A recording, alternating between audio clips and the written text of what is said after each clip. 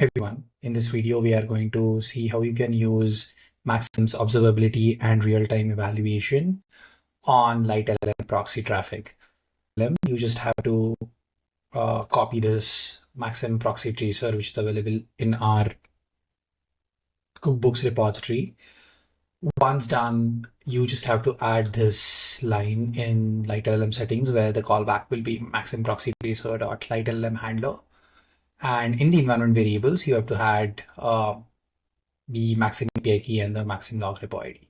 Once that is done, I have a sample Docker file here where you can just copy the Maxim tracer here, and that's you're done.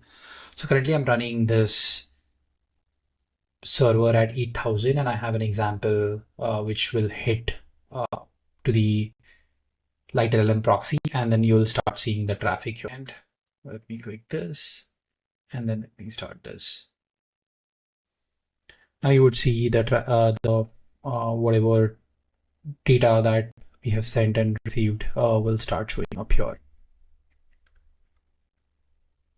So you can see that there's a new entry that you got. You could see the call, how many retries were there, stream, etc., all the information.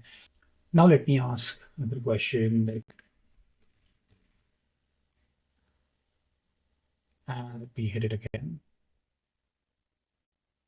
And you can see that there's a response came from the server. So along with that, you can actually even enable the PI scrubber. So let me enable this PI scrubber here, and let me see, ask like,